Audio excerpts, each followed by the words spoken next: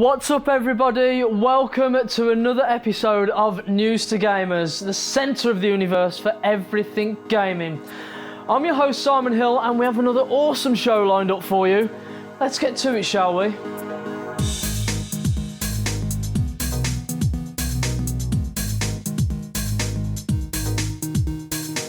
Yes, welcome to N2G TV. Can you believe we're on episode 3 already? No, neither can I. Lots going on tonight. We have some exciting news and brand new trailers to share with you. Plus, due to popular demand, we'll be taking another look back at one of gaming's most iconic protagonists. On top of all of that, I'll be talking to the director of Studio Genkan about their up-and-coming indie title, Perpetual Night. First up, it's that time again. Let's give you the lowdown. Grab your beanie hats, kids, we're about to get chilly. The delayed Division beta for Ubisoft's upcoming New York meets crippling pandemic shooter is coming at the end of this month. Announced on the game's official Twitter feed, the beta starts on the 28th of January for Xbox One owners and on the 29th for everyone else. Comes to a close for everyone on January the 31st. No word as of yet on what the beta will include, but last month's Xbox One only alpha test was the first time players had sampled the game's PvE areas. I'm guessing this will be the second. The game itself is out on the 8th of March, probably. Look, there's been loads of delays. I'm just covering my back on this one. Let's check out the latest trailer. This is The Division on News2Gamers. When you first joined The Division, what were you expecting? I'm sure they told you about the sacrifices you'd make. Things you might have to do one day. But none of us could have ever predicted this.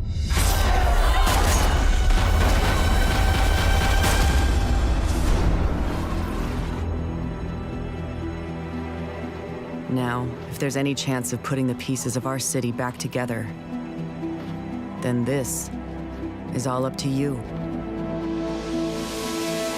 When we first arrived, this place was destroyed. But over time, we can make it our home. From here, we launch countless missions across the city in search of others. Doctors, former cops, engineers, people who can help us rebuild the world.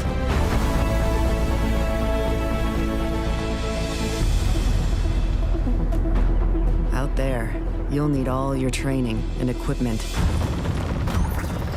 With every battle won, you'll become stronger.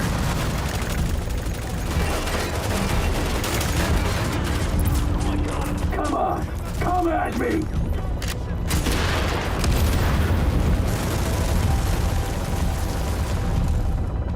With every challenge met, you will gain power. But spend enough time on your own, and you'll understand the truth. You will die alone if we don't stand together.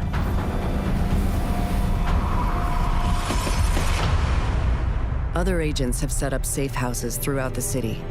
You'll need to team up with them and work together.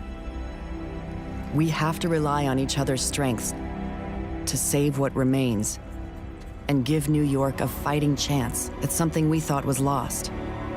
Hope.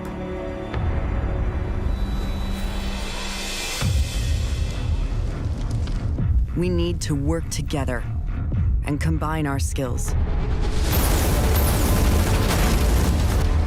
We each have a role to play in this fight.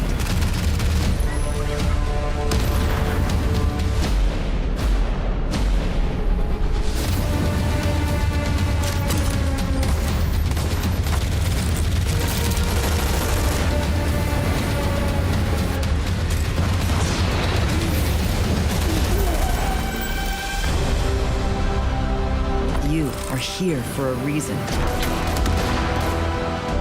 Make no mistake, we are taking this city back.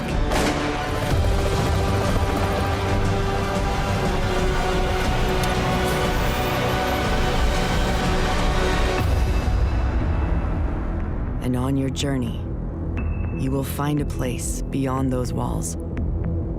A dark zone where greed and fear corrupts, and no one can be trusted. This fight is only the beginning. Gotta say, that game is looking better and better every time I see it.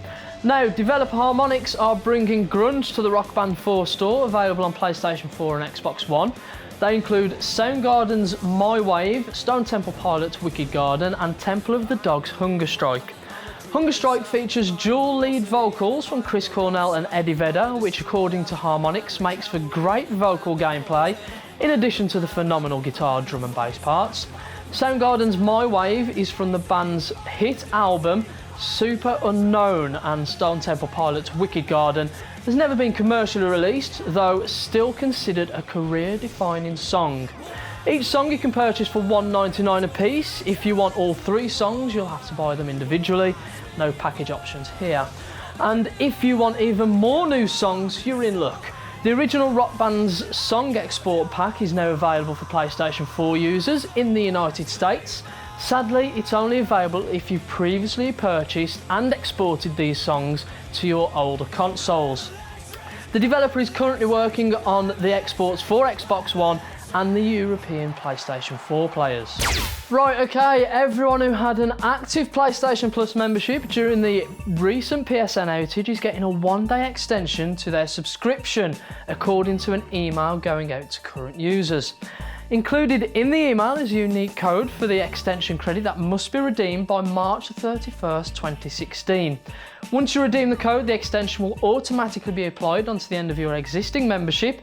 Again, you needed to have an active PS Plus membership on the date of the service interruptions, which was January the 4th, to be eligible for the extension. Thanks for your patience during this service interruption, Sony said in an email. Now, besides Sony fans not being too happy with the latest outage to PlayStation's online servers, there was a lot of unhappy customers when it came to Xbox Live servers having the same issues last week, especially Snoop Dogg. A message to Xbox One or Microsoft or whoever the y'all server is whack, man. Y'all gonna make me switch to PlayStation if y'all don't help me get this shit fixed. It's that difficult to play somebody online. What the is you doing, Bill Gates? Fix your shit, man. Oh man, he was dropping it like it's hot. I'll see myself out. And finally, Hitman is getting another delay, but only partially. Square Enix announced that it no longer plans to release the globe-trotting assassination game's first 3 major locations all at once. Instead, parceling them out month by month, more of a standard episodic format. The first big sandbox area, which includes the Paris Fashion Show, is still set to release on March 11th. The Italy location will be released in April, and the Moroccan map will roll out in May. Areas set in Thailand, the US and Japan will be released in that order throughout the rest of 2016, along with the additional monthly content and updates. IO Interactive is still planning a full lineup of live events throughout the year, on top of the usual story missions and player-made contracts. This also changes how the game will be sold, which explains why Hitman pre-orders were recently cancelled across the PlayStation network. You'll be able to buy the prologue, which flashes back to Agent 47's first days in the assassination agency, and the Paris levels as part of a £10 intro pack. Then you pay roughly about £7 for the additional locations. Or you can buy the full experience pack outright for the standard retail price. The disc version won't be available though until the end of the year. IO Interactive studio head Hans Seifert said in a press release that the studio made the switch partly to ensure that each sandbox area had more time to meet the standards of quality. But it will also help create a living game that will expand and evolve over time and establish a foundation for future titles that they develop. This is the first game in a storyline which will continue and expand for future Hitman games. Right, this is the part of the show where we see what you guys have been saying on social media. Last week, Leanne asked you what your favourite retro game was, and that got me thinking, what is my favourite retro title of all time? And I had to go with Banjo-Kazooie on the Nintendo 64. They just don't make platformers like that anymore. Really immersed you in every level, and it took every dream you ever had as a child and put them all into this amazing game. I mean, did you have a favourite retro title, Leanne? You've got to have had one, surely. It's a tough choice. I'd have to go with the old school Tomb Raider games, and mainly because it was a game that you could play as a family and solve all the puzzles together. And plus, she's like a role model to me. She's a complete female badass. Right, so you guys have been showing all the retro titles you loved back in the day. Gary Mark Connor loves Streets of Rage back from his Mega Drive days. Matt Javin says, has to be Little Big Adventure 2 for me. An RPG with multiple planets and bizarre characters ahead of its time for Windows 98. Anna Rigby tells us that her favourite retro game has got to be Crash Bandicoot. Loved that game. The one thing that sticks in my mind about Crash Bandicoot is chasing down that damn chicken. Right, next week let's have some fun. I want to know your craziest gaming moments. Keep the comments coming in, guys. We read every single one. Follow us on Twitter at News2Gamers, like us on Facebook, and subscribe to us on YouTube for your weekly updates. Stay with us after the break. Simon will be chatting to the director of indie developer Studio Genkan. We'll be right back after this.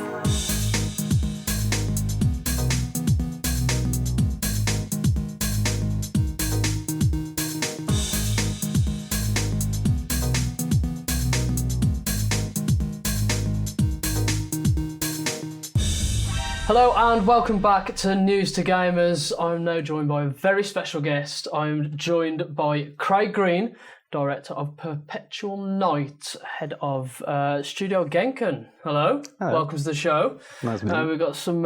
You got an exciting game coming up for us. Well, I like to think so. Yeah. Well, we'll start off with the studio first. Tell us a bit about Studio Genkan. It started off with me and this chap who, me with an idea basically. Yeah. And then I met up with this guy called Laurie, and he's an artist, and we started building a game. Perpetual Night's the first game from you guys. It's a puzzle platformer, right? Yeah. Where did it all come about? So what I did was I made a world where anything is possible. Literally anything is possible. That's good. And then I spent a lot of time just filling that. Nice. You know, with what sort of stuff? Random stuff. Mainly like characters, things. There's a character in the demo called Madame Elung, and she's she's a giant behind a wall who communicates through a sock puppet. Art's a big thing in your game, isn't it? It definitely is. You know, and you've gone very deep into the artistry of stuff. You know, all hand drawn and painted yourself. Absolutely, yeah. It was kind of Laurie who kind of wanted to do the painterly style, and I was well up for it, and I thought it was an amazing idea, and I still think that it's an amazing idea. Puzzles, they're quite an important aspect to your game, right? Yeah, definitely. You know, so tell us some of the sort of the stuff we can expect from playing Perpetual Night. So the puzzles are based around the light system in the castle. Basically, you play as a female protagonist called Gaze. Yeah. She's been captured by the castle, and she's been turned into the light management system in the castle.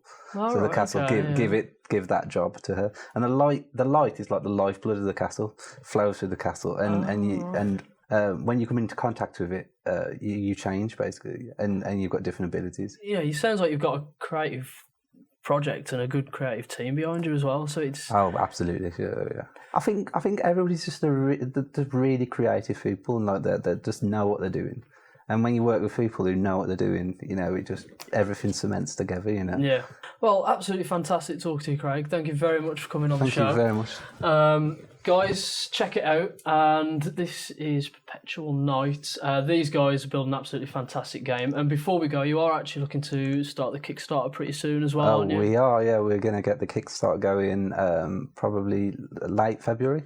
February. So we're looking forward to getting on that. And you're going to have some extra footage hopefully by then as well. Yeah, definitely. We'll have loads of stuff though. Right? Oh, that's good. We're looking forward to loads of cool stuff. Where can people check you out? You've got a website and stuff? Yeah, it's perpetualnight.com. And then you can go from the Facebook and the Twitter from there, basically.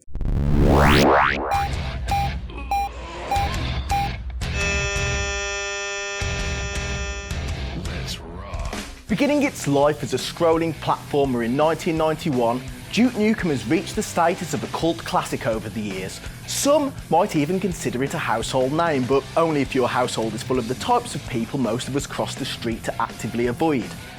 The game sees you fighting robots and aliens for some reason or another. The plots are always fairly contrived, but this is part of its charm. Duke Nukem is a wholesome, all-American, testosterone-pumped fantasy of gratuitous violence, nameless women and steroid abuse. Any moment's reflection on any of this would more than likely taint the experience, so this is certainly no criticism. The game does what it sets out to do, providing a no-holds-barred action experience. Duke Nukem's character lends itself strongly from 1980s Americana, pushing the caricature of the 80s action movie hero archetype to its most absurd extremes. He's the emotionally stunted, narcissistic, macho, womanising, cold-blooded killer we've all grown far too fondly of over the years, a man so hopped up on steak and protein shake he pees pure foam. Unfortunately though, there are a lot of people out there who have some difficulty distinguishing between a parody of such characteristics to an active promotion of them, and as such the game has garnered its fair share of controversy over the years. However, this has mostly been from busybody watchdog organisations desperately trying to justify their tepid existences as opposed to parents themselves, who, more than likely, realise it's their job to do the parenting. Replaying the older games, especially Duke Nukem 3D, feels like more of a chore than a joy with regards to the gameplay mechanics. If you're spoilt by the intuitive control schemes and physics systems present in modern first-person shooters like I am, then you're going to have a hard time readjusting to the old way of doing things. The future of Duke Nukem is fairly uncertain as it stands. Gearbox Software announced it was working on a new title called Duke Begins back in 2009, which seems to imply an origin story, which I'd probably guess comes down to a desperate insecurity of his own endowment and an overbearing, emotionally distant father figure. But I'm sure aliens will work their way into this coming-of-age story somehow if it ever does see the light of day. There has also been talk of a Duke Nukem movie in the pipeline because if there's one thing the world needs, it's another half-baked movie about a video game character. I suppose it saves time coming up with new ideas, and if you already have an acquiescent fan base more than willing to hand over their hard-earned cash, then why not exploit those people? The first 3 games were available on GOG.com as a pack up until last month when Gearbox decided to wrestle away the rights from the original developers, but you can still find Duke Nukem 3D on Steam for $6.99, which is more than what it's worth in my opinion, but if you're interested in indulging in some nostalgia for the price of 10 bottles of milk, then more fool you really. This has been Richard Gullick for Respawn. It's time to kick some ass and chew some bubblegum, and I'm all out of gum. How was that for a Duke Nukem impression? Anyone? No? Right, another classic game on N2G TV. Let us know what game you would like us to relive on the show. Drop us a tweet at News2Gamers. Now, we are very excited to announce that News2Gamers has its first official exclusive in February. It's with the guys behind such games as Bioshock, Rock Band and Dead Space. They've created a brand new studio that goes by the name of the Deep End Games. They're currently working on a brand new IP titled Perception. It's a first-person narrative horror adventure about a blind woman who is investigating a haunted mansion. Take a look. I see it in my dreams. Night after night, the same house. 1,000 sketches, 1,000,000 hours of research, and finally, I found it. The estate at Echo Bluff.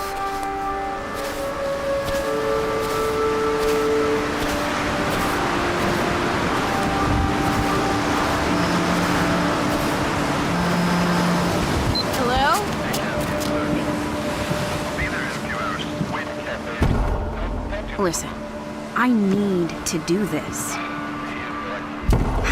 I'm at the door. See you soon.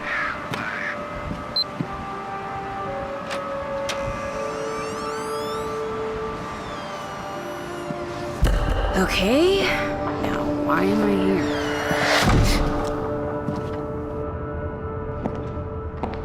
Hello? Probably should have worked out a plan if someone is, here. What was that? The pipes. That's gonna throw me off. Well, I'm pretty good with a wrench.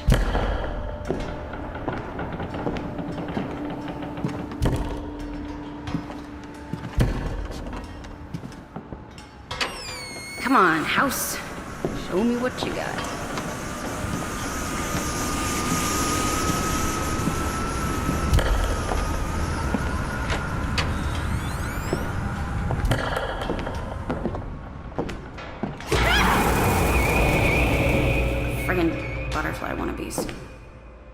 Guess I'm gonna have to take the scenic route.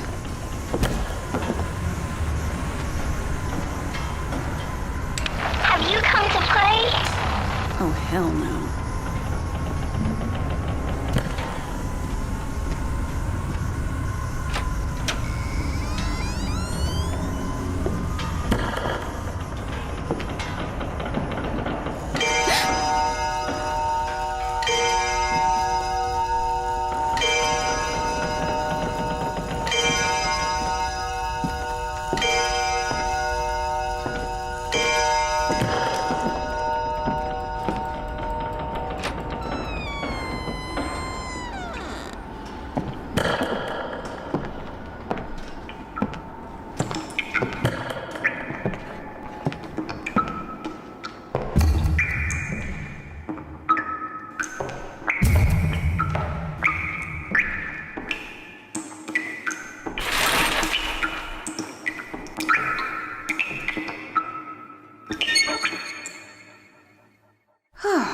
Could have been worse.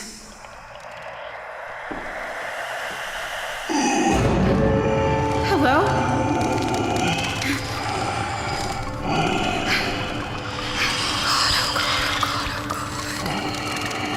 No. No, what do you want from me?